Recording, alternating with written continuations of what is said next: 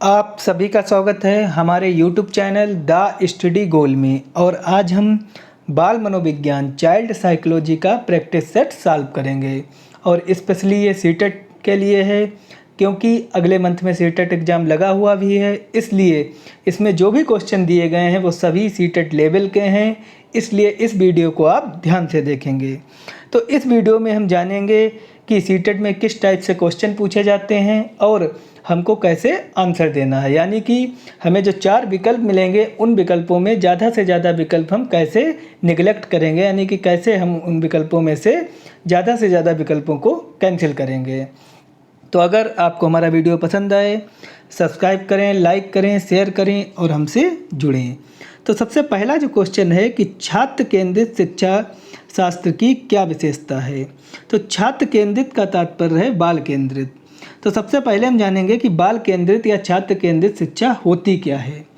क्योंकि एनसीएफ 2005 के अनुसार जो विद्यालयों में शिक्षण कार्य होगा वो विद्यार्थियों की रुचि के अनुसार होगा। यानी कि शिक्षक की जो भूमिका होगी वो एक सुलभकर्ता के रूप में, एक परामर्शदाता के रूप में और एक सहायककर्ता के रूप में होगी।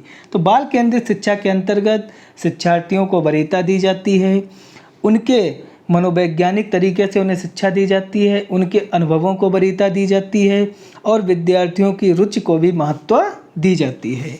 तो सबसे पहले हम देखेंगे कि जो पहला विकल्प है कि यंत्रवत याद करना।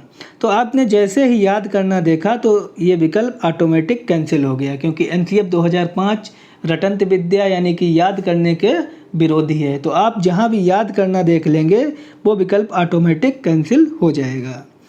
उसके बाद देखेंगे कि योग्यता के आधार पर विद्यार्थियों को नामांकित करना तथा वर्गीकरण करना। तो इस विकल्प में बताया गया है कि उनकी योग्यता के अनुसार पर उनका कैटेगराइजेशन करना। जैसे कि क्लास में किसी के 10 नंबर हैं, किसी के 15 नंबर हैं, तो किसी के 8 नंबर हैं। तो सभी के नंबरों का एक आंकड़ा निकाल कर उनको कैटेगराइजेशन कर देना, यानी कि उनको अलग अलग बैठाना, फिर उनको शिक्षण कार्य कराना। तो ये बिल्कुल गलत है, क्योंकि अगर हम ऐसा करेंगे तो फिर समावेशी शिक्षा कहाँ से पूरी होगी, क्योंकि समावेशी शिक्षा में एक साथ सभी को शिक्षा देनी है। और एनसीएफ 2005 ने भी बाल केंद्रित और छात्र केंद्रित शिक्षा पर जोर दिया है। तो ये भी विकल्प ऑटोमेटिक कैंसिल हो गया, क्योंकि हम नंबरों के आधार पर शिक्षण कार्य नहीं कर सकते, क्योंकि हमें सभी को शिक्षा देनी है एक बराबर। उसके बाद देखेंगे केवल पाठ्य पुस्तकों पर निर्भर। तो क्या शिक्षा केवल पाठ्य पुस्तकों पर निर्भर है? तो इसका भी आंसर है नहीं। और जिस भी विकल्प में आपको केवल मिल जाए या सिर्फ मिल जाए या ही मिल जाए, ये 3 वर्ड आपको मिल जाएं तो वो विकल्प ऑटोमेटिक कैंसिल हो जाएगा, यानी कि वो विकल्प आंसर नहीं हो सकता। उसके बाद जो लास्ट विकल्प है इसमें कि बच्चों के अनुभवों को प्रमुखता देना, तो यही विकल्प सही है, क्योंकि बच्चों के अनुभवों को प्रमुखता देना यही छात्र केंद्रित शिक्षा में बताया गया है कि जो बच्चों के अनुभव हैं उन्हीं को प्रमुखता देंगे, तभी तो हम विद्यार्थियों की रुचि जान पाएंगे। क्योंकि हमें विद्यार्थियों की रुचि जानने के लिए हमें उनकी बात सुननी पड़ेगी, उनके अनुभव जानने पड़ेंगे, तब हम उनकी रुचि जान पाएंगे। तो छात्र केंद्रित शिक्षा के लिए जो सुटेबल विकल्प है वो है बच्चों के अनुभवों को प्रमुखता देना।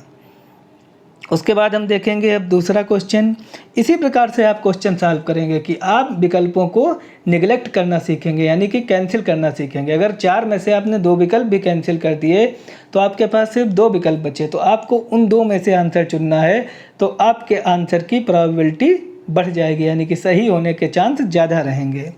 तो दूसरा क्वेश्चन है संवेग एवं संज्ञान एक दूसरे से क्या है। संवेग और संज्ञान का इसमें संबंध पूछा गया है। संवेग का तात्पर्य इमोशन से है, यानी कि जो आपके इमोशन होते हैं प्रेम, दया, क्रोध। और संज्ञान का तात्पर्य है कि आपके नॉलेज से। तो नॉलेज और इमोशन का क्या संबंध है इसमें ये पूछा गया है। तो सबसे पहला जो ऑप्शन है वो सन्निहित। सन्निहित का तात्पर्य है कि दोनों में अंतःक्रियात्मक संबंध है। क्योंकि हिंदी बहुत टिपिकल है, इसलिए आप जब भी सॉल्व करेंगे पेपर को तो आप इंग्लिश वाला ज़रूर देख लेंगे वर्जन, क्योंकि इंग्लिश में थोड़ी आपको इजी लैंग्वेज मिल जाएगी लेकिन हिंदी बहुत टफ लैंग्वेज मिलेगी। तो सन्निहित का तात्पर्य होता है कि दोनों में अंतःक्रियात्मक संबंध। दूसरा विकल्प है, इसको विकल्प हम रोके रखेंगे क्योंकि ये हो सकता है, तो इसलिए हम इसको कैंसिल नहीं करेंगे। दूसरा विकल्प है संबंधित नहीं, तो ये ऑटोमेटिक गलत हो गया, क्योंकि आपको जहाँ नहीं मिल जाए तो वो तो गलत है ही। और साथ ही साथ संबंधित नहीं, क्योंकि संज्ञान और संवेग एक दूसरे से संबंधित हैं। जैसे कि आपने देखा होगा कि कोई अगर पढ़ा लिखा व्यक्ति है तो वो आपसे ज़्यादा बहस नहीं करेगा, आप उससे कुछ भी कहेंगे वो आपकी सुनेगा ही नहीं, उसका सरल स्वभाव होगा। लेकिन अगर कहीं पे आपको अनपढ़ मिल जाए, आप उससे एक बात अगर कुछ कहेंगे तो वो आपसे बहस करने लगेगा। यानी कि ज्ञान और संवेग का आपस में संबंध है, इसलिए तो ये तो विकल्प हो ही नहीं सकता। पूर्णतः अलग, ये भी विकल्प नहीं हो सकता, क्योंकि दोनों अलग नहीं हैं। अभी बता चुके हैं हम कि जिस प्रकार से पढ़े लिखे व्यक्ति का स्वभाव सरल होता है, उसी प्रकार से अनपढ़ आपसे बहस करने लगता है। स्वतंत्र भी नहीं होते। क्या ज्ञान और संवेग दोनों स्वतंत्र हो सकते हैं? नहीं हो सकते, क्योंकि जिस प्रकार से आपका नॉलेज होगा उसी प्रकार से आपके संवेग भी बनते जाते हैं। तो इसमें जो सबसे सुटेबल विकल्प है वो है सन्निहित, कि दोनों में अंतःक्रियात्मक संबंध है। तो इसलिए आपने 3 विकल्पों को जब कैंसिल कर दिया तो आपको एक विकल्प ऑटोमेटिक मिल गया। उसके बाद देखेंगे हम संरचनावादी ढांचे में अधिगम प्राथमिक रूप से, यानी कि संरचनावादी ढांचे में अधिगम को प्राथमिक रूप से क्या बताया गया है। तो सबसे पहले संरचनावादी ढांचे को हम देखेंगे कि संरचनावादी ढांचे के अंतर्गत आता कौन है। तो इसमें जीन पियाजे, वाइगोस्की, उसके बाद जो है लॉरेंस कोहलबर्ग, ये सभी संरचनावादी ढांचे में आते हैं। और जो सबसे पहला दिया है विकल्प वो अनुबंधन द्वारा अर्जित। तो अनुबंधन जो है वो पावलोव ने बताया है, तो पावलोव संरचनावादी ढांचे में आते ही नहीं है, तो ये तो ऑटोमेटिक गलत हो गया। उसके बाद अवबोधन की प्रक्रिया पर केंद्रित है, इसको हम रोके रखेंगे। अवबोधन का तात्पर्य है समझ से यहाँ पे, यानी कि आपको मीनिंग मेकिंग का ही तात्पर्य होता है समझ, तो इसको आप रोके रखेंगे। उसके बाद यंत्रवत याद करने पर आधारित, आपको याद जहाँ मिल गया इसको तुरंत आप कैंसिल कर देंगे, क्योंकि मनोविज्ञान में आपको जहाँ पर भी याद करना मिल जाए वो विकल्प हो ही नहीं सकता। उसके बाद प्रबलन पर केंद्रित, तो प्रबलन पर केंद्रित ये भी नहीं हो सकता, क्योंकि प्रबलन का सिद्धांत जो है वो हल ने दिया, और जो हल हैं वो भी संरचनावादी ढांचे में नहीं है, क्योंकि ये सभी व्यवहारवादी ढांचे में हैं, तो ये भी विकल्प नहीं हो सकता। तो जो सबसे इसमें सही विकल्प आपको मिला वो मिला अवबोधन की प्रक्रिया पर केंद्रित है। अवबोधन का तात्पर्य है कि समझ की प्रक्रिया पर, और संरचनावादी में आपकी समझ की प्रक्रिया यानी कि संज्ञान और समझ दोनों पे जोर दिया गया है। तो इसलिए संरचनावादी ढांचे में जो अधिगम की प्राथमिक रूप से जो बताई गई है विधि वो है अवबोधन की प्रक्रिया पर केंद्रित है। उसके बाद देखेंगे हम अनेक घटनाओं के बारे में बच्चों के द्वारा बनाए गए सहानुभूत सिद्धांतों के संदर्भ में एक शिक्षिका को क्या करना चाहिए। यानी कि कई घटनाएं बच्चों ने देखी हैं और उन घटनाओं के प्रति बच्चों ने एक सहज नियम बना लिया है, एक सहज सिद्धांत बना लिया है, तो शिक्षिका को इसके लिए क्या करना चाहिए। तो सबसे पहला विकल्प देखेंगे कि बार बार याद करने के द्वारा एक सही सिद्धांत से बदल देना चाहिए।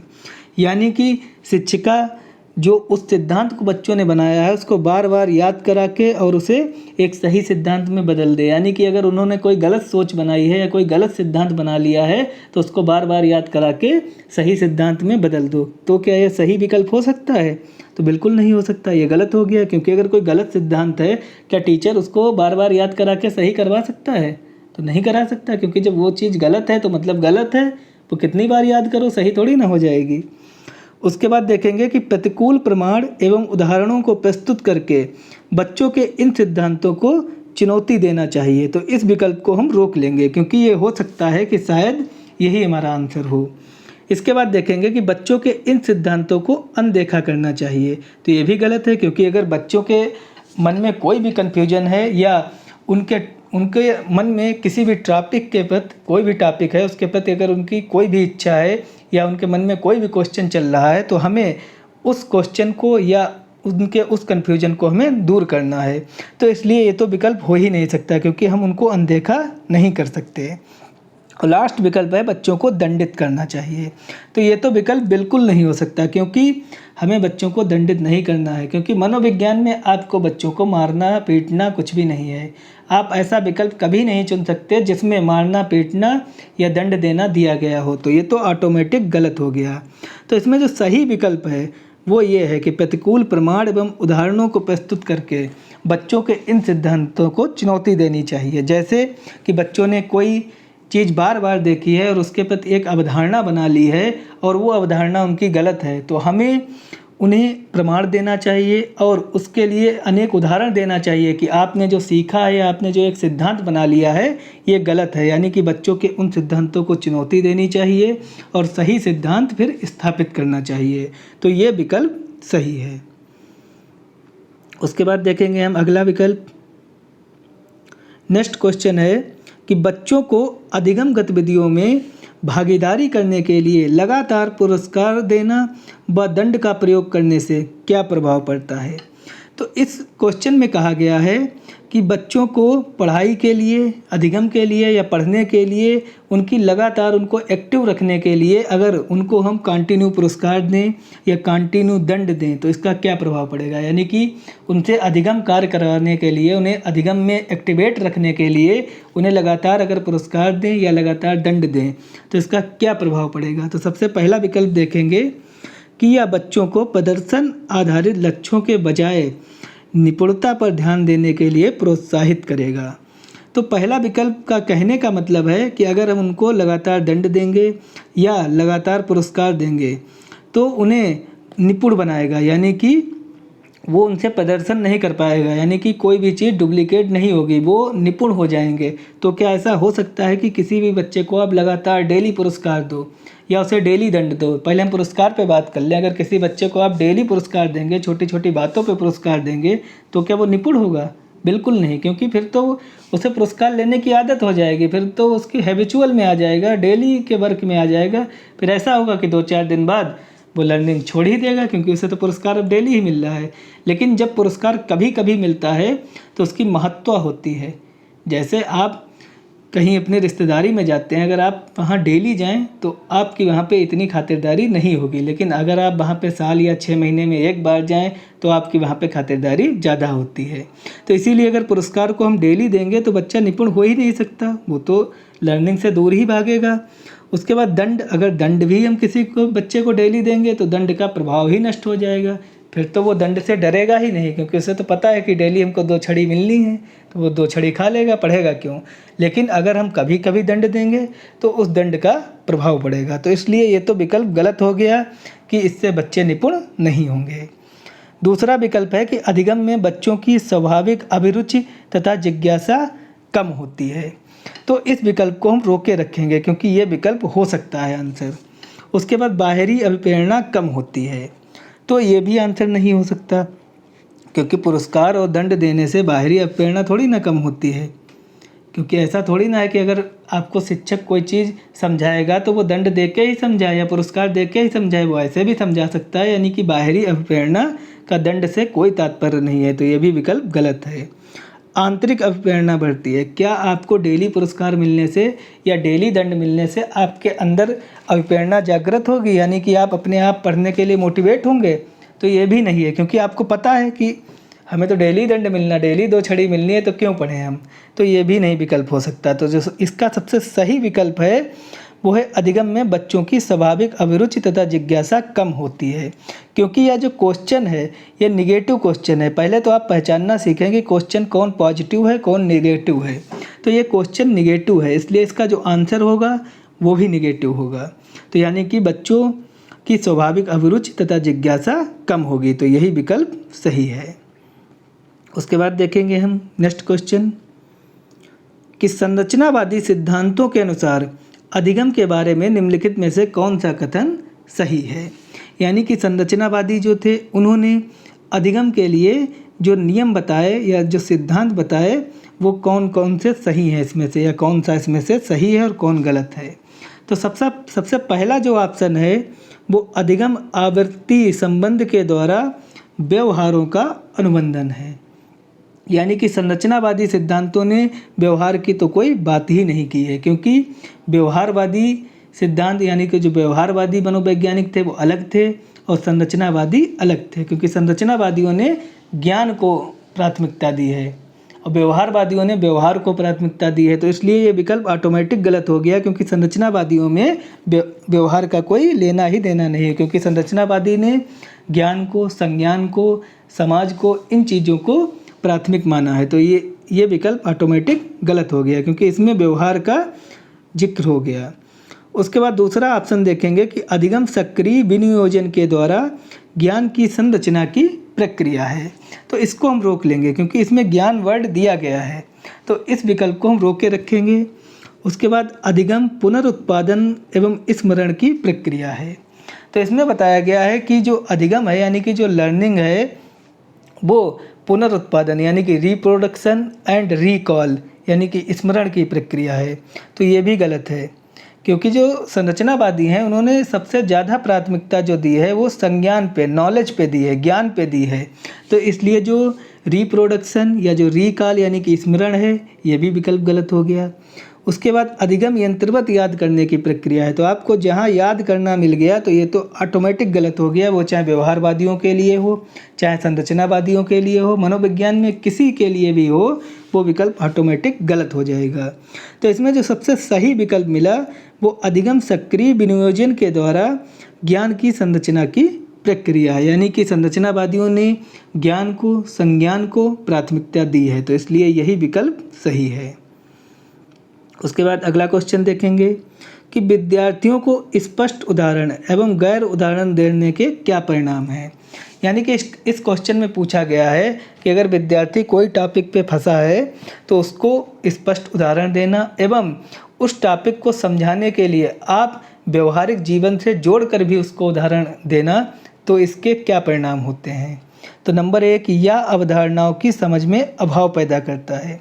अगर कोई बच्चा किसी चीज़ में फंस गया है, अगर हम उसको उदाहरण दे दें, उसको उस टॉपिक को सरल बनाने के लिए कोई व्यवहारिक जीवन से जोड़कर उसको उदाहरण दे दें, तो क्या वो और उसमें अभाव पैदा हो जाएगा, यानी कि वो और उसमें फंस जाएगा। तो ये तो विकल्प ऑटोमेटिक गलत हो गया, क्योंकि जब हम किसी को उदाहरण दे देंगे, जैसे किसी को हम जोड़ या घटाना सिखा रहे हैं, हम उसको बता रहे हैं कि 20 में से जब 10 घटाएंगे तो 10 बचा, लेकिन वो नहीं समझ पा रहा है, तो हमने उसको एक उदाहरण दे दिया कि ऐसा है कि हमने आपको 20 रुपये दिए और 10 रुपये का आपने कोई सामान खरीद लिया, तो आपके पास कितने रुपए बचे। तो वो बोलेगा 10 रुपये बचे। तो आप इस उदाहरण से उसको समझा सकते हैं कि 20 में से जब 10 घटाएंगे तो 10 बचेंगे। तो यानी कि जब आपने उसको व्यवहारिक तरीके से उदाहरण देके समझाया तो उसको समझ में आ गया, यानी कि ये उसमें अभाव नहीं पैदा करता बल्कि ये सिखाने में मदद करता है। तो इसलिए ये विकल्प गलत हो गया, क्योंकि अभाव नहीं पैदा करेगा। उसके बाद दूसरा विकल्प देखेंगे कि अवधारणात्मक परिवर्तनों को प्रोत्साहित करने के लिए यह एक प्रभावशाली तरीका है। यानी कि दूसरे विकल्प में बताया गया है कि अवधारणात्मक परिवर्तनों को प्रोत्साहित करने के लिए यह प्रभावशाली तरीका है। तो इसको हम रोक के रखेंगे, क्योंकि ये हो सकता है कि ये सही हो। तीसरा हम देख लेंगे कि यह विद्यार्थियों के दिमाग में भ्रांतियाँ उत्पन्न करता है। तो क्या अगर हम किसी बच्चे को उदाहरण देंगे तो उसके मन में क्या और कन्फ्यूजन हो जाएंगे। जिस प्रकार से अभी हमने बताया कि 20 रुपये थे, 10 रुपये का सामान ले लिया, 10 रुपये बचे, तो इससे उसको और सरलता ही हुई लर्निंग में, यानी कि अधिगम में सरलता ही हुई। ऐसा तो नहीं कि वो और कन्फ्यूज हो गया। तो ये विकल्प गलत हो गया। उसके बाद अगला विकल्प देखेंगे कि यह अवधारणात्मक समझ के बजाय कार्यविधिक ज्ञान पर ध्यान केंद्रित करता है। तो इसका तात्पर्य है कि ये अवधारणाओं के बजाय आपको सीखने यानी कि रटने पर जोर देगा। ऐसा हो सकता है कि आपकी समझ के बजाय आपके रटने पर जोर दे। अगर हम किसी को उदाहरण देंगे तो उसके अंदर समझ पैदा होगी। ऐसा तो नहीं कि उसको हम रटा रहे हैं। जैसे अगर हम उसको घटाना सिखा रहे थे और हमने उसको अगर व्यवहारात्मक उदाहरण दिया कि आपको हमने 20 रुपये दिए, 10 रुपये का सामान ले लिया, 10 रुपये बचे, तो ये क्या हम उसको रटा रहे हैं? तो नहीं, ये हम उसको समझा रहे हैं, उसके अंदर एक कॉन्सेप्ट बना रहे हैं। तो ये विकल्प ऑटोमेटिक गलत हो गया, क्योंकि हम ऐसा नहीं है कि उसको कॉन्सेप्ट बनाने के बजाय उसे रटवाने की कोशिश कर रहे हैं। कार्यविधिक ज्ञान का तात्पर्य रटवाने से है कि हम उसे रटवा रहे हैं। तो ये विकल्प ऑटोमेटिक गलत हो गया, क्योंकि हम उसको रटवा नहीं रहे हैं, उसके अंदर समझ का विकास कर रहे हैं। तो ये भी विकल्प गलत हो गया। तो इसमें जो सबसे सही विकल्प है कि अवधारणात्मक परिवर्तनों को प्रोत्साहित करने के लिए यह एक प्रभावशाली तरीका, यानी कि उसके कॉन्सेप्ट बनाने के लिए और उसको प्रोत्साहित करने के लिए यह एक सबसे प्रभावशाली तरीका है कि उस टॉपिक से जुड़े हम उसको उदाहरण देंगे। अगर नहीं समझ में आ रहा है तो हम उसके व्यवहारिक जीवन से जोड़कर उसको उदाहरण देंगे। इसी को कहते हैं गैर उदाहरण, कि उस टॉपिक से अलग हटके भी उसको उदाहरण देंगे कि जिससे उसको कॉन्सेप्ट वो क्लियर हो जाए।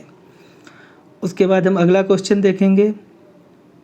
एक एक क्वेश्चन पे हम इतना टाइम इसलिए ले रहे हैं कि आप सिर्फ ये सेट ही ना सॉल्व करें, बल्कि आप एक कॉन्सेप्ट बना लें, क्योंकि मनोविज्ञान में आपको कॉन्सेप्ट बनाना पड़ेगा। ऐसा नहीं है कि जो क्वेश्चन आप प्रैक्टिस सेट में सॉल्व कर लेंगे वही आपको मिल जाएंगे, वो नहीं मिलेंगे। आप क्वेश्चन को कैसे हैंडल करेंगे, आप क्वेश्चन में ऑप्शन होंगे उनको कैसे निगलेक्ट करेंगे, उनको कैसे कैंसिल करेंगे और सही आंसर कैसे चुनेंगे, आपको ये चीज़ सीखना है। इसलिए हम इतना एक एक क्वेश्चन पे टाइम दे रहे हैं।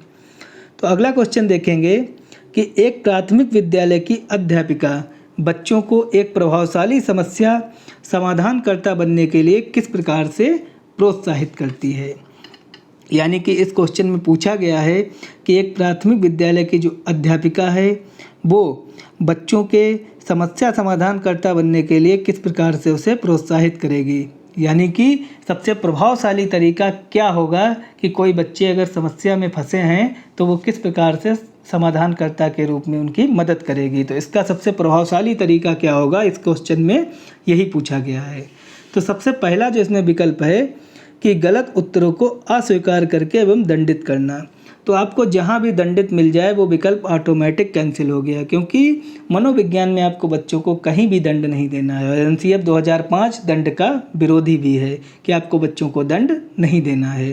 तो ये विकल्प गलत हो गया। उसके बाद दूसरा देखेंगे कि बच्चों को सहजनाभूत अनुमान लगाने के लिए प्रोत्साहित करके तथा उसी पर आधारित विचार मंथन करके। तो इस विकल्प को हम रोक लेंगे, क्योंकि ये विकल्प थोड़ा पॉजिटिव दिख रहा है, तो इसलिए इसको रोके रखेंगे। तीसरा विकल्प है प्रत्येक छोटे कार्य के लिए भौतिक पुरस्कार देकर। भौतिक पुरस्कार का तात्पर्य है मूर्त पुरस्कार, यानी कि मूर्त पुरस्कार का तात्पर्य जैसे कॉपी, पेन, पेंसिल, शील्ड या धनराशि, ये सभी मूर्त पुरस्कार हैं, यानी कि जिन्हें हम छू सकते हैं, जिन्हें हम देख सकते हैं, वो सभी भौतिक पुरस्कार के अंतर्गत आते हैं। भौतिक पुरस्कार को ही मूर्त पुरस्कार कहते हैं। तो हम प्रत्येक छोटे कार्य के लिए उनको भौतिक पुरस्कार देंगे, यानी कि कोई भी कार्य करेंगे या किसी को समस्या समाधान में होंगे, कोई भी अगर उनकी समस्या सॉल्व होगी तो हम उनको एक पुरस्कार दे देंगे। तो ये क्या सही तरीका है? तो ये भी गलत तरीका है, क्योंकि हम उन्हें हर छोटे वर्ग पे पुरस्कार नहीं दे सकते। उसके बाद अगला जो है केवल प्रक्रियात्मक ज्ञान पर बल या महत्व देना। तो जैसे ही आपको केवल मिल गया तो ये विकल्प ऑटोमेटिक गलत हो गया, क्योंकि केवल हो या सिर्फ हो या ही हो तो वो विकल्प आंसर हो ही नहीं सकता। तो इसमें जो सबसे सुटेबल आंसर है वो है बी, कि बच्चों को सहजनाभूत अनुमान लगाने के लिए प्रोत्साहित करके तथा उसी पर आधारित विचार मंथन करके। यानी कि अगर वो किसी क्वेश्चन में या किसी को समस्या समाधान में फंसे हुए हैं तो उस समस्या से जुड़े हुए जो अन्य विचार होंगे उन पर मंथन करके और उसको सॉल्व करके, यानी कि उसको सहजनाभूत का तात्पर्य है कि उसको सिंप्लीफिकेशन करके, उसको सरल बना के हमें उनके सामने पेश करना है। यानी कि उसे सरल बनाना है, फिर जो उससे आधारित यानी कि उससे रिलेटिव जो विचार होंगे या जो उदाहरण होंगे उन्हें प्रस्तुत करके उनकी समस्या को समाधान करना है। यही समाधानकर्ता का सही टारगेट होना चाहिए। तो सबसे सही विकल्प है वो बी विकल्प है। उसके बाद अगला क्वेश्चन देखेंगे कि निम्नलिखित में से कौन सी प्रथा सार्थक अधिगम को बढ़ावा देती है। तो इसमें पूछा गया है कि निम्नलिखित में से कौन सी ऐसी विधा है जो पॉजिटिव अधिगम के लिए, यानी कि जो पॉजिटिव लर्निंग के लिए बढ़ावा देती है। तो सबसे पहला है शारीरिक दंड। क्या हम किसी को शारीरिक दंड देके उससे अधिगम कार्य करवा सकते हैं? तो बिल्कुल नहीं। और एनसीएफ 2005 इसका विरोधी भी है कि आप किसी को शारीरिक दंड नहीं देंगे। और स्पेशली मनोविज्ञान में तो आप किसी भी क्वेश्चन में शारीरिक दंड आंसर नहीं टिक कर सकते। तो ये तो ऑटोमेटिक गलत हो गया। उसके बाद निरंतर तुलनात्मक मूल्यांकन। तो इसका तात्पर्य है कि निरंतर तुलना करके हमें मूल्यांकन करना। जैसे कि क्लास में दो बालक हैं, एक बालक पिछड़ा हुआ है और एक प्रतिभाशाली है, तो हम पिछड़े हुए बालक की हमेशा उस जो प्रभावशाली यानी प्रतिभाशाली बालक है उससे तुलना करना, यानी कि पिछड़े हुए बालक को हर बार ये एहसास दिलाना कि तुम कमज़ोर हो और वो पढ़ने में अच्छा है। अगर हम उसको कोई वर्क देते हैं तो वो याद करके आ जाता है और तुम याद करके नहीं आते हो। यानी कि एक प्रतिभाशाली विद्यार्थी से तुलना करना, यानी कि अगर आप डेली निरंतर उसकी तुलना करेंगे तो फिर तो वो डिमोटिवेट होगा। ऐसा हो सकता है कि वो तो डिप्रेशन में भी चला जाएगा। तो इसलिए आप उसकी निरंतर तुलना नहीं कर सकते। तो ये भी विकल्प गलत हो गया। उसके बाद देखेंगे सतत एवं समग्र मूल्यांकन। तो यही विकल्प सही है, क्योंकि लास्ट विकल्प जो है इनमें से कोई नहीं, ये तो है ही नहीं।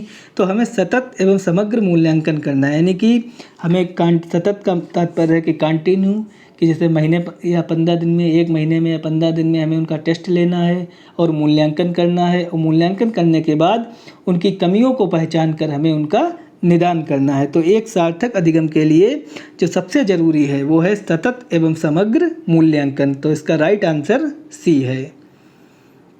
उसके बाद देखेंगे हम अगला क्वेश्चन कि शिक्षक बच्चों की जटिल अवधारणाओं की समझ को किस प्रकार सहज कर सकते हैं। तो इसमें पूछा गया है कि जो एक टीचर है वो बच्चों की किसी जटिल अवधारणाओं को किस प्रकार से सरल बना सकता है। यानी कि अगर बच्चों को कोई सब्जेक्ट या कोई टॉपिक कठिन लग रहा है तो उसको एक टीचर किस प्रकार से सरल बना सकता है। तो सबसे पहला विकल्प है कि बार बार यांत्रिक अभ्यास के द्वारा। क्या किसी जटिल अवधारणा को हम बार बार अभ्यास के द्वारा याद मान लो समझ सकते हैं? तो ये विकल्प है नहीं, क्योंकि जटिल अवधारणा जब कोई होगी तो कितना भी अभ्यास करें, क्योंकि जो चीज़ हमें समझ में ही नहीं आई है उसको हम सिर्फ किताब में से देख के बार बार नोट कर सकते हैं, लिख सकते हैं, लेकिन वो हमें समझ तो नहीं आएगी। तो बार बार अभ्यास करके हम उसको सरल नहीं बना सकते। दूसरा है अन्वेषण एवं परिचर्चा के लिए अवसर उपलब्ध करा के। तो इसको हम रोक के रखेंगे, क्योंकि अन्वेषण एवं परिचर्चा का तात्पर्य है एक्सप्लेनेशन एंड डिस्कशन। आप हिंदी बहुत कठिन है, हिंदी को सरल मत समझिए, इसलिए आप कभी भी जब आंसर करेंगे तो इंग्लिश वर्जन भी देख लेंगे, क्योंकि अन्वेषण का तात्पर्य है यहाँ पे एक्सप्लेनेशन से और परिचर्चा का तात्पर्य है डिस्कशन से। तो इसलिए इस विकल्प को रोक के रखेंगे। तीसरा विकल्प है एक व्याख्या देकर। तो ये भी नहीं सही हो सकता, क्योंकि अगर कोई भी वो टिपिकल पोजीशन में फंसे हुए हैं या जो चीज़ उन्हें समझ में नहीं आ रही है उसके लिए हम उन्हें एक व्याख्या दे देंगे तो क्या उन्हें समझ में आ जाएगा? तो ये भी गलत हो गया। चौथा विकल्प है कि प्रतियोगितात्मक अवसरों की व्यवस्था करके। तो इन दो विकल्पों पे हमें चर्चा करनी है, क्योंकि इसमें भी अवसर दिया गया है, इसमें भी अवसर दिया गया है। क्योंकि मनोविज्ञान में आपको जिस विकल्प में अवसर मिल जाए तो समझ लो कि वही विकल्प सही होगा। तो आपको इन दो विकल्पों में से एक विकल्प को चुनना है, क्योंकि इसमें भी अवसर है, इसमें भी अवसर है। तो हम किसको चुनें? तो सबसे पहले हम चौथे विकल्प को देख लेंगे। प्रतियोगितात्मक अवसरों की व्यवस्था से तात्पर्य है कि उनका कंपटीशन इवेंट कराना। क्या कोई चीज़ हम बार बार कंपटीशन करा के सिखा सकते हैं? जैसे कि कोई चीज़ समझ में नहीं आ रही है और जो जैसे मान लो क्लास में कोई चीज़, कोई टॉपिक है जो 10 बच्चों के समझ में आ गया है लेकिन 10 बच्चों के समझ में नहीं आया है, तो हम कंपटीशन करा देंगे। तो क्या कंपटीशन कराने से वो चीज़ समझ में आ जाएगी? यानी कि जो समझ गए हैं वो क्या जो नहीं समझे हैं उनको कंपटीशन इवेंट के द्वारा समझा सकते हैं? तो इसका विकल्प है नहीं, क्योंकि कंपटीशन से थोड़ी ना समझा सकते। जो सबसे सही विकल्प है वो है वी, कि अन्वेषण एवं परिचर्चा के लिए अवसर उपलब्ध करा के। यानी कि एक टीचर को जो भी जटिल अवधारणाएं हैं उसके लिए एक्सप्लेनेशन देना और उस पर डिस्कशन करना। परिचर्चा का तात्पर्य होता है कि उस पर बात करना, डिस्कशन करना, हो सके तो एक ग्रुप बना के डिस्कशन करना, जिससे कि वो जटिल अवधारणाओं को सरल बना के उन्हें समझा सके। तो सबसे सही विकल्प बी विकल्प है। उसके बाद देखेंगे अगला क्वेश्चन कि व्यक्तिगत विभिन्नताओं का प्राथमिक कारण क्या है। यानी कि इंडिविजुअल डिफरेंट का प्राथमिक कारण क्या है, कि एक व्यक्ति में जो व्यक्तिगत भिन्नताएं होती हैं, यानी कि जो दुनिया में प्रत्येक व्यक्ति है वो अलग अलग है। क्यों ना एक ही माता पिता से जन्मा भाई दो भाई हैं, उनमें भी बहुत सारी विभिन्नताएं पाई जाती हैं। तो यही पूछा गया है कि इन विभिन्नताओं का प्राथमिक कारण क्या है। तो जो सबसे पहला विकल्प है वो है पर्यावरणीय प्रभाव। क्या सिर्फ व्यक्तिगत विभिन्नता पे पर्यावरण का ही प्रभाव पड़ता है? यानी कि आनुवांशिक का कोई प्रभाव नहीं पड़ता, जीन्स का कोई प्रभाव नहीं पड़ता?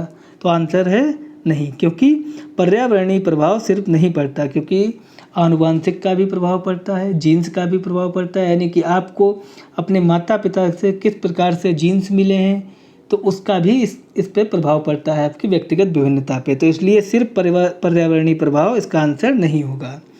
दूसरा विकल्प है कि आनुवांशिक एवं पर्यावरण के बीच जटिल पारस्परिक क्रिया। तो इसको हम रोक के रखेंगे क्योंकि इसमें दोनों चीज़ों का वर्णन किया गया है। तीसरा दिया गया है कि लोगों के द्वारा माता पिता से प्राप्त आनुवांशिक संकेत पद्धति। तो यानी कि जो लोगों को यानी कि व्यक्तियों को जो माता पिता से द्वारा सिर्फ आनुवांशिक संकेत पद्धति मिलते हैं, यानी कि जो आनुवांशिक कोड मिलते हैं या जो सिर्फ जीन्स मिलते हैं, सिर्फ वही कारण होते हैं व्यक्तिगत विभिन्नताओं का? तो ये भी नहीं, क्योंकि जो व्यक्तिगत विभिन्नताएं होती हैं वो आनुवांशिक और वातावरण दोनों के गुणनफल का ही मिश्रण है। क्योंकि कुछ चीज़ें ऐसी होती हैं जो आनुवांशिक द्वारा हमें प्राप्त होती हैं और कुछ चीज़ें हम वातावरण से यानी कि पर्यावरण से भी ग्रहण करते हैं। तो इसलिए ये विकल्प भी गलत हो गया। चौथा विकल्प है जन्मजात विशेषताएं, यानी कि अगर किसी व्यक्ति के अंदर कोई व्यक्तिगत विभिन्नता है तो वो उसके अंदर जन्मजात से ही है। तो ये भी विकल्प नहीं है, क्योंकि सिर्फ जन्मजात से ही सभी चीज़ें नहीं होती व्यक्ति में, कुछ चीज़ें व्यक्ति बाहरी वातावरण से भी सीखता है। तो इसलिए इसमें जो सबसे सुटेबल विकल्प है वो है बी, कि आनुवांशिक एवं पर्यावरण के बीच जटिल पारस्परिक क्रिया करके, यानी कि दोनों में अंतःक्रियात्मक संबंध होता है। तो सबसे सही विकल्प बी हो गया। उसके बाद देखेंगे हम कि निम्नलिखित में से कौन सा द्वितीयक सामाजिकरण एजेंसी का उदाहरण है। इसमें पूछा गया है कि एक बालक के लिए जो समाज का विकास करता है वो सेकेंडरी सामाजिकरण एजेंसी कौन सी है, क्योंकि प्राथमिक है वो तो परिवार, आस पड़ोस, ये चीज़ें प्राथमिक में आती हैं। तो सबसे पहला विकल्प देखेंगे विद्यालय एवं मीडिया।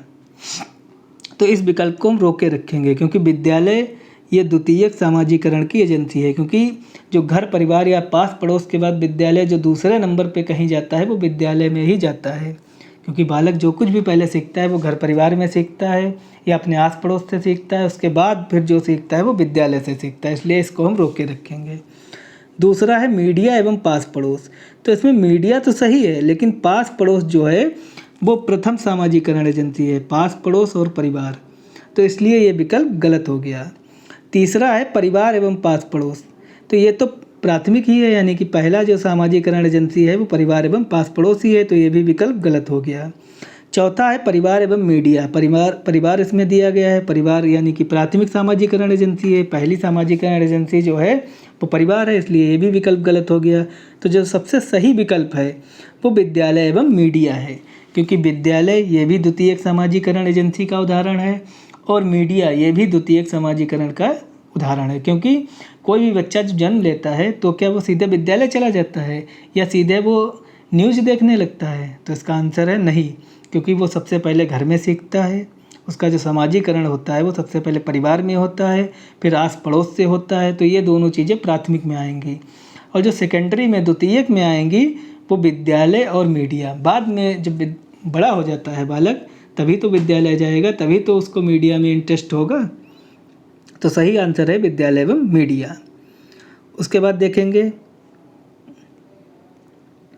कि निम्नलिखित अवधि में से किसमें शारीरिक वृद्धि एवं विकास तीव्र गति से होता है। इसमें पूछा गया है कि कौन सी अवधि में एक बालक का शारीरिक वृद्धि एवं विकास दोनों चीज़ें बहुत तेज़ी से होती हैं। शारीरिक वृद्धि विकास का तात्पर्य है आपके फिजिकली, आपकी जो फिजिकली डेवलपमेंट है, यानी कि आपकी जो बॉडी डेवलपमेंट है वो सबसे ज़्यादा किस एज में होती है। तो पहला ऑप्शन है मध्य बाल्यावस्था एवं किशोरावस्था। तो मध्य बाल्यावस्था की जो एज होती है वो होती है 9 वर्ष और किशोरा बाल्यावस्था की जो एज होती है किशोरावस्था की, यानी कि वो 18 वर्ष तक। तो 18 वर्ष किशोरावस्था की एज हो गई, यानी कि 12 से 18 होती है, तो आप 12 से 18 को 18 ही समझें। और मध्य बाल्यावस्था लगभग 9-10 के बीच में मध्य बाल्यावस्था होती है। दूसरा ऑप्शन दिया गया है किशोरावस्था, तो इसको आप 18 मान लेंगे और वयस्कता तो 18 से भी ऊपर हो गया, यानी कि 18 प्लस को वयस्कता आप मानेंगे। शैशवावस्था का तात्पर्य है कि 6 वर्ष के नीचे और प्रारंभिक बाल्यावस्था का तात्पर्य है कि लगभग 4 से 6 वर्ष को ही प्रारंभिक बाल्यावस्था कहते हैं। उसके बाद देखेंगे प्रारंभिक बाल्यावस्था एवं मध्य बाल्यावस्था। तो प्रारंभिक बाल्यावस्था 4 से 6 वर्ष हो गई और मध्य बाल्यावस्था अभी बताया था वही लगभग 9-10 वर्ष। तो आपका इसमें बताना है कि शारीरिक विकास जो है वो सबसे तेज़ किस में होगा। तो आपने पढ़ा भी होगा कि सबसे तेज़ शारीरिक विकास जो होता है वो शैशवावस्था में होता है। तो जो इसमें सही विकल्प है वो सी विकल्प है, क्योंकि इसमें शैशवावस्था भी है और प्रारंभिक बाल्यावस्था भी है। क्योंकि जो प्रारंभिक बाल्यावस्था स्टार्ट होती है वो लगभग 4 या 5 से स्टार्ट होती है, क्योंकि 4 से लगभग 6 या 7 तक प्रारंभिक बाल्यावस्था रहती है और शैशवावस्था भी 6 तक रहता है। तो इसलिए जो ज़्यादा पार्ट कवर हो रहा है वो सी विकल्प में कवर हो रहा है। तो इसलिए आप सी विकल्प को टिक करेंगे और सी विकल्प ही सही है। इसमें आप ये भी देख लेंगे ऐसे क्वेश्चनों में कि आपका आंसर सबसे ज़्यादा किस विकल्प में सही बैठ रहा है, इसको आप तुरंत वहाँ पे सेट करेंगे। उसके बाद अगला क्वेश्चन देख लेंगे कि निम्नलिखित में से कौन सा विकास का सिद्धांत नहीं है। ये क्वेश्चन दिया गया है कि इनमें से कौन सा ऐसा सिद्धांत है जो विकास का सिद्धांत नहीं है, यानी कि डेवलपमेंट से रिलेटिव नहीं है। तो सबसे पहला विकल्प दिया गया, इसमें आप नहीं पे ज़रूर ध्यान देंगे क्योंकि आप नहीं को छोड़ देते हैं। तो इसमें आपको निगेटिव विकल्प चुनना है क्योंकि इसमें नहीं दिया गया है। आपको पॉजिटिव विकल्प नहीं चुनना है। पॉजिटिव विकल्प तो इसके आंसर सही होंगे और जो निगेटिव विकल्प होगा वही आंसर गलत होगा। तो पहला ऑप्शन दिया गया है विकास आनुवंशिकता एवं पर्यावरण दोनों के द्वारा प्रभावित होता है। तो ये बिल्कुल सही है। ये विकास का सिद्धांत है कि विकास जो है वो आपको कैसे जीन्स प्राप्त हुए हैं आपके माता पिता से, और आप पे पर्यावरण और वातावरण का क्या प्रभाव है, इन दोनों का आप पे प्रभाव पड़ता है, आपके विकास पर इसका प्रभाव पड़ता है। तो इसलिए ये विकल्प सही है। दूसरा विकल्प देखेंगे, विकास सार्वभौमिक है और सांस्कृतिक संदर्भ को प्रभावित नहीं करते हैं। तो इस विकल्प को हम रोक के रखेंगे क्योंकि इसमें भी नहीं आया है, यानी कि ये निगेटिव चीज़ है। तो इसको हम रोक के रखेंगे क्योंकि पहला तो कैंसिल ही है। उसके बाद देखेंगे विकास जीवन पर्यंत होता है, तो ये भी विकास का सिद्धांत है, तो इसलिए ये नहीं हो सकता। विकास परिवर्तनीय होता है, यानी कि विकास को हम मॉडिफाई कर सकते हैं। परिवर्तनीय हिंदी में बहुत टिपिकल वर्ड आते हैं। परिवर्तनीय का तात्पर्य होता है मॉडिफाई, यानी कि विकास को हम मॉडिफाई कर सकते हैं। आपने देखा होगा कि कुछ लोगों की हाइट नहीं बढ़ रही है लेकिन वो जिम वगैरह करके या रनिंग वगैरह करके अपनी हाइट बढ़ा लेते हैं, यानी कि अपने विकास को मॉडिफाई कर लेते हैं। तो ये भी विकास का सिद्धांत है, इसलिए ये विकल्प नहीं हो सकता। तो इसमें जो निगेटिव विकल्प दिया गया है वो विकास सार्वभौमिक है, इतना तो सही है, लेकिन इसके आगे जो दिया गया है कि सांस्कृतिक संदर्भ इसे प्रभावित नहीं करते, यानी कि सांस्कृतिक संदर्भ का तात्पर्य है कल्चर से, कि आपको किस प्रकार का आपको कल्चर मिला है, आपको कल्चर प्रभावित नहीं करता। तो ये विकल्प गलत है क्योंकि कल्चर आपके विकास को प्रभावित करता है। तो इसलिए इसमें नहीं पूछा गया था, तो इसलिए आप निगेटिव वाला विकल्प चुनेंगे। तो यही आंसर सही है। उसके बाद देखेंगे हम अगला क्वेश्चन कि कक्षा में परिचर्चा के दौरान एक शिक्षक प्रायः लड़कियों की तुलना में लड़कों पर अधिक ध्यान देता है। तो ये किसका उदाहरण है। मान लो कक्षा में कोई एक परिचर्चा हो रही है, कोई डिस्कशन हो रहा है, उसमें शिक्षक लड़कियों की तुलना में लड़कों पर अधिक ध्यान देता है। तो इसमें देखेंगे कौन सा विकल्प सही होगा। नंबर 1 जेंडर संबद्धता। संबद्धता का तात्पर्य है कि उसने दोनों को रिविलेंस दिया है, दोनों को संबद्ध किया है। तो ये विकल्प गलत है क्योंकि दोनों को उसने रिविलेंस नहीं दिया है, क्योंकि उसने लड़कियों की तुलना में लड़कों पर अधिक ध्यान दिया है। दूसरा विकल्प है जेंडर समरूपता। क्या उसने जेंडर समरूपता पे ध्यान दिया है, यानी कि कॉन्सेटेंसी पे ध्यान दिया है। तो उसने कॉन्सेटेंसी पे भी नहीं ध्यान दिया, यानी कि दोनों को उसने एक समान नहीं समझा है। तो इसलिए ये भी गलत हो गया क्योंकि उसने लड़कियों की तुलना में लड़कों पर अधिक ध्यान दिया। तीसरा है जेंडर पक्षपात। तो ये सही हो सकता है क्योंकि उसने पक्षपात किया है। चौथा है जेंडर पहचान। तो उसने जेंडर पहचान का यहाँ पे कोई तात्पर्य ही नहीं है। जेंडर पहचान का तात्पर्य आइडेंटिफाई से है, तो उसने कोई ऐसी यहाँ पे आइडेंटिफाई नहीं किया। उसने डायरेक्ट ही लड़कियों की तुलना में लड़कों को अधिक ध्यान दिया। तो इसमें जो सबसे सही विकल्प है वो जेंडर पक्षपात से है, और जेंडर से क्वेश्चन बनते रहते हैं। तो इसलिए आप इसको ध्यान से देख लेंगे कि उसने लड़कों पर अधिक ध्यान दिया, इसलिए उसने पक्षपात किया। तो इसलिए आप जेंडर पक्षपात पे टिक करेंगे। उसके बाद अगला विकल्प क्वेश्चन देख लेंगे हम कि बच्चों में जेंडर रूढ़वादिता एवं जेंडर भूमिका अनुरूपता को कम करने के लिए निम्नलिखित में से कौन सी पद्धति प्रभावशाली है। यानी कि बच्चों के अंदर से ये जो जेंडर, यानी कि एक जेंडर समरूपता, यानी कि जो एक दोनों में कन्वर्ट थिंकिंग होती है कि वो लड़के लड़कियों में अलग, दोनों में अलग समझते हैं, उनके इस समरूपता को कैसे दूर किया जाए। तो इसके लिए सबसे बेस्ट उदाहरण कौन सा है, ये इसमें पूछा गया है कि आप बच्चों के मन से जेंडर रूढ़वादिता को कैसे निकालेंगे। तो सबसे पहला विकल्प है जेंडर पृथक खेल समूह बनाकर। क्या हम खेल समूह बनाकर यानी कि एक लड़कियों का ग्रुप और एक लड़कों का ग्रुप बना देंगे और उनसे पहेली या कोई कंपटीशन करवा देंगे, तो जिससे उनके अंदर जो जेंडर रूढ़वादिता है क्या ख़त्म हो जाएगी? तो नहीं ख़त्म होगी इससे। दूसरा है जेंडर पृथक बैठने की व्यवस्था करना, यानी कि लड़कों को आप अलग बैठाल देंगे, लड़कियों को अलग बैठाल देंगे, तो क्या उनके अंदर जेंडर रूढ़वादिता ख़त्म हो जाएगी? तो नहीं ख़त्म होगी। जेंडर पक्षपात के बारे में परिचर्चा करके, तो ये विकल्प हो सकता है, इसको रोके रखेंगे।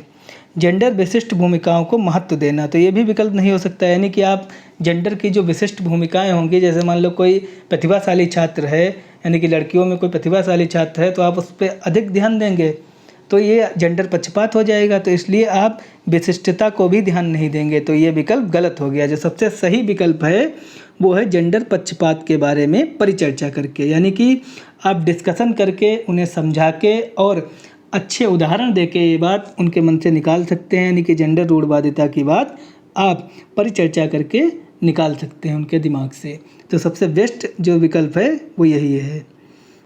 उसके बाद अगला क्वेश्चन देखेंगे हम। निम्नलिखित में से किस मनोवैज्ञानिक ने बच्चों को ज्ञान के सक्रिय जिज्ञासु के रूप में देखते हुए उनके चिंतन पर सामाजिक एवं सांस्कृतिक विषय वस्तुओं के प्रभाव को महत्व दिया है? आपको जहाँ भी सामाजिक और सांस्कृतिक ये दोनों चीज़ें मिल जाएं, आप आंख बंद करके लेव वाइगोत्स्की पे टिक कर देंगे, क्योंकि सामाजिक और सांस्कृतिक से लेव वाइगोत्स्की ही जुड़े हैं, क्योंकि जीन पियाजे ये संज्ञानात्मक से जुड़े हैं, लॉरेंस कोहलबर्ग नैतिक विकास से जुड़े हैं और जॉन वी वॉटसन ये व्यवहारवाद से जुड़े हैं।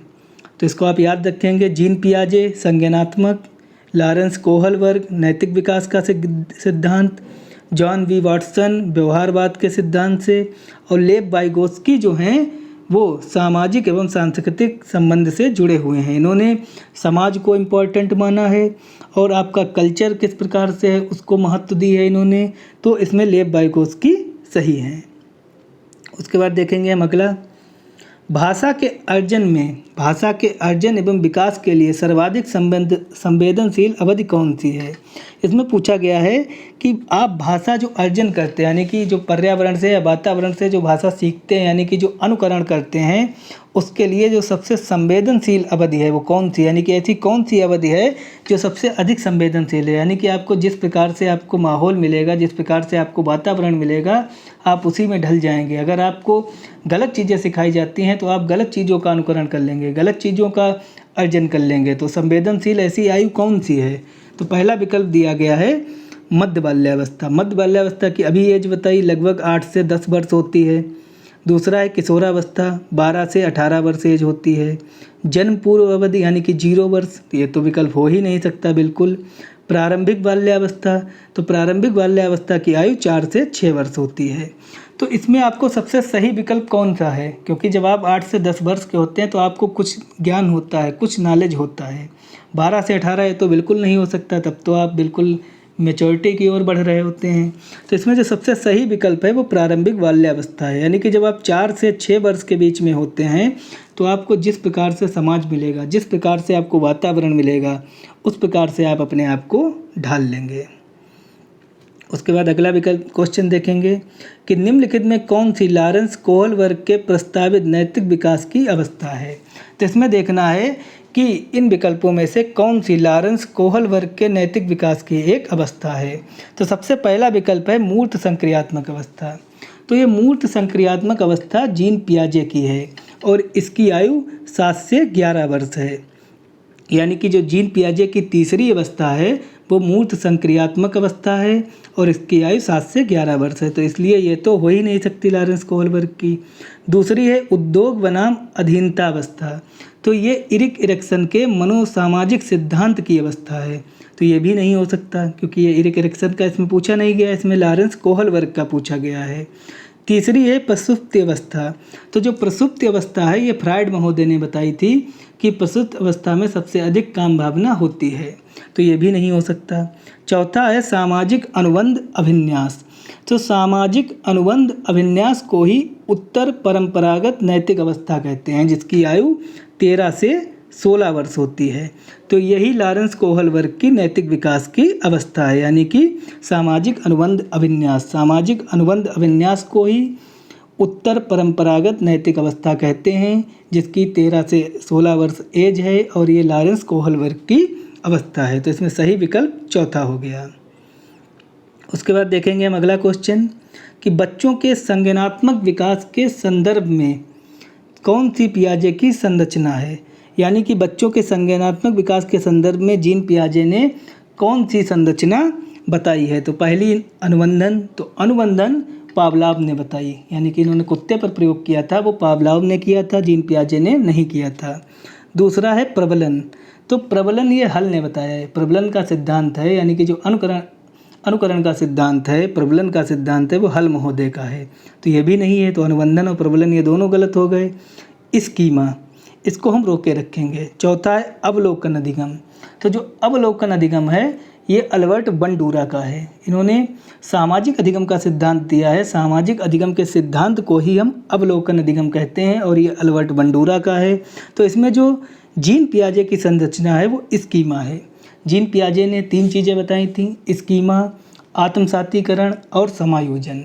स्कीमा के अंतर्गत बताया था कि जो चीज़ें हमारे मस्तिष्क में पहले से ही विद्यमान होती हैं, आत्मसातीकरण के द्वारा, उन चीज़ों के द्वारा हम नई चीज़ों को ऐड करके सीखते हैं, यानी कि जो चीज़ें हमारे मस्तिष्क में पहले से हैं उन चीज़ों को आप ऐड करके आत्मसातीकरण करते हैं।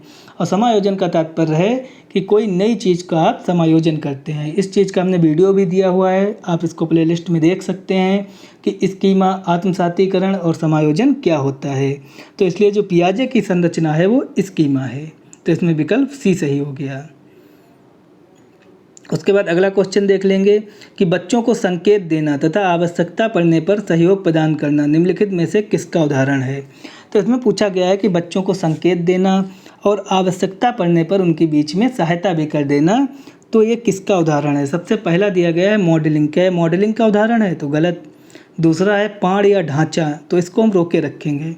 तीसरा है प्रबलन, तो प्रबलन को वाइगोत्स्की ने बताया, प्रबलन को बताया था हल ने, क्योंकि प्रबलन का जो सिद्धांत है वो हल ने दिया था, तो ये भी नहीं हो सकता।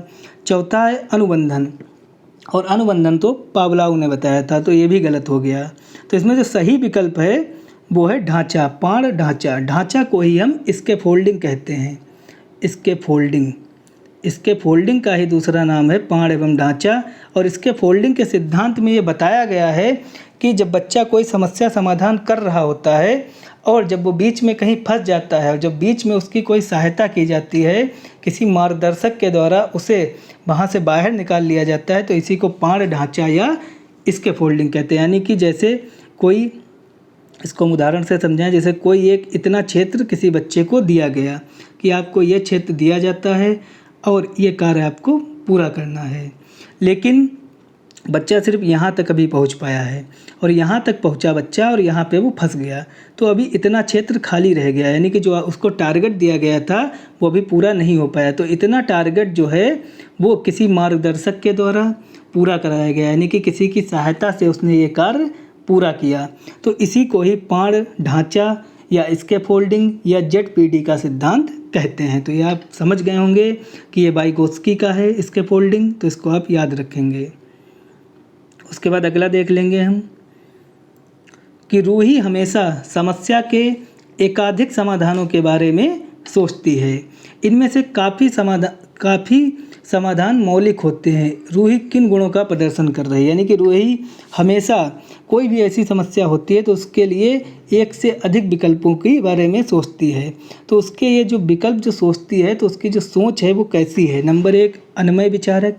क्या उसकी सोच अन्वय विचारक यानी कि रिगेड थिंकिंग है, तो नहीं, क्योंकि अन्वय विचारक ने, अन्वय का तात्पर्य है कि बेफालतू के ये विचार हैं, यानी कि जो एक के अलावा 3-4 जो सोच उसकी होती है किसी एक विकल्प के लिए, तो क्या ये बेफालतू की चीज़ है, तो नहीं, इसका आंसर है गलत।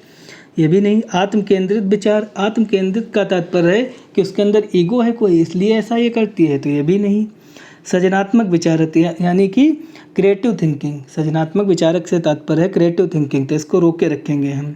अभिसारिक विचारक यानी कि कन्वर्जेंट थिंकिंग, यानी कि कन्वर्जेंट थिंकिंग जो होती है वो बुद्धि में प्रयोग की जाती है, यानी कि अभिसारी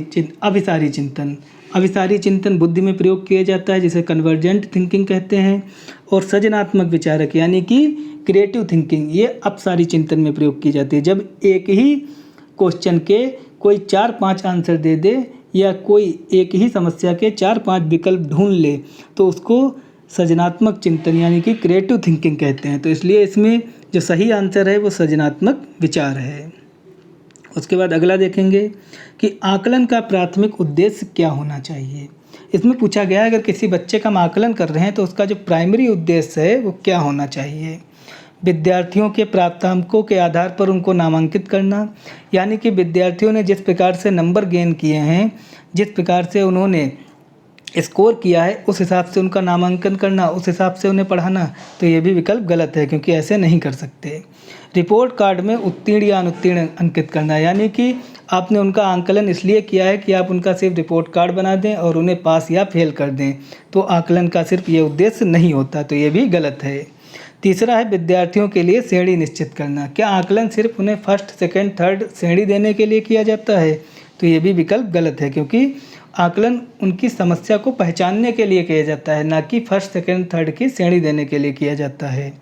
संबंधित अवधारणाओं के बारे में बच्चों को स्पष्टता तथा भ्रांतियों को समझना, यानी कि जो उनके मन में संबंधित अवधारणाएं हैं, जो कन्फ्यूजन है, उनके बारे में समझना कि बच्चों के अंदर क्या क्या कन्फ्यूजन है और उन भ्रांतियों को, उन कन्फ्यूजनों को दूर करना। तो जो आकलन का प्राइमरी लेवल है वो यही होता है, यानी कि जो मुख्य उद्देश्य या प्राथमिक उद्देश्य वो यही है कि बच्चों की समस्याओं को समझना और उनको स्पष्ट करना और उनके कन्फ्यूजन को दूर करना। उसके बाद अगला देखेंगे हम, एक समावेशी कक्षा में एक शिक्षक को विशिष्ट शैक्षिक योजनाओं को कैसे तैयार करना चाहिए। इसमें पूछा गया है कि एक समावेशी कक्षा में शिक्षक को किस प्रकार से योजना बनानी चाहिए।